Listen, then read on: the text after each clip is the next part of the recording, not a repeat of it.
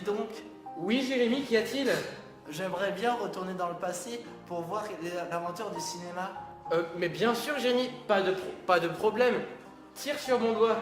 Quoi? Tire sur mon doigt. Ok. Non. Oh, où sommes-nous? Nous sommes dans le tout premier studio de cinéma de l'histoire, créé par Georges Méliès. Mais dis-moi Clément, c'est qui Georges Méliès? Georges Méliès est né à Paris le 8 décembre 1861 dans une famille bourgeoise. De son nom complet Georges-Marie Jean Méliès, il meurt le 21 janvier 1938. Il était réalisateur de films français et illusionniste. Ayant choisi la prestidigitation comme profession, il devient propriétaire et directeur du théâtre Robert Houdin, célèbre illusionniste décédé, grâce à l'argent de son père. Tout change le 28 décembre 1895 lors de la première représentation publique à Paris du cinématographe par les célèbres Frères Lumière. Il y découvre avec émerveillement les images photographiques animées et propose même de racheter le brevet de la machine. Amphipoli, mais narquois, le pousse à se tourner vers un ami londonien, le premier réalisateur britannique, Robert W. Paul. Il lui fournit un mécanisme intermittent avec lequel il tourne son premier film en 1896. Une partie de cartes, réplique du même sujet, réalisée par Louis Lumière. La même année, avec l'escamotage d'une dame au théâtre Robert Houdin, il utilise pour la première fois en Europe le principe de l'arrêt de caméra qui lui assure un franc succès dans son théâtre où il mélange spectacle vivant et projection sur grand écran.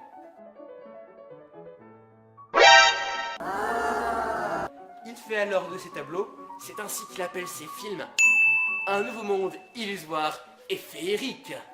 Il réalisera près de 600 films, pleins de magie et d'ingéniosité, apportant la dimension artistique à une industrie naissante.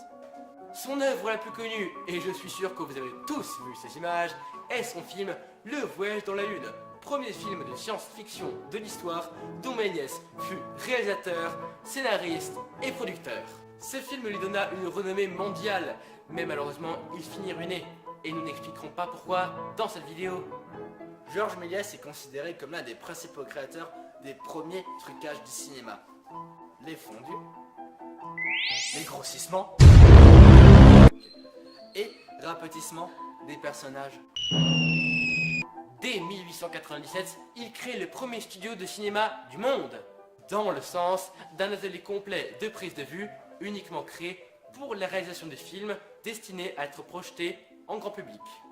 Mais c'est là où nous sommes! Non, nous sommes devant un fond vert. Ah, Il voit dans l'apparition du cinéma une technique et un art pour poursuivre ses spectacles de magie et leur donner une nouvelle dimension.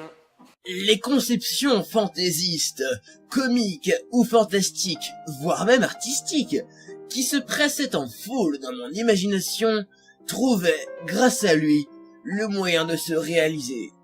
C'est tellement beau ce que je dis là. né avec Méliès, les films à effets spéciaux jalonnent l'histoire du cinéma. King Kong 1933, 2001, l'Odyssée de l'espace en 1968, Star Wars en 1977, Jurassic Park en 1993,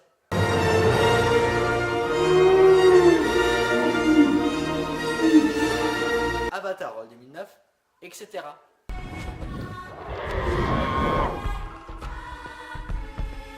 Donc, à chaque fois que vous verrez cette scène dans Avengers,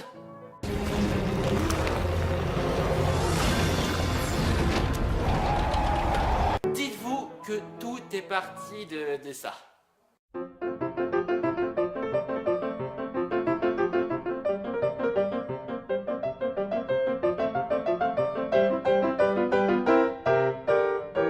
Et oui, Jamy!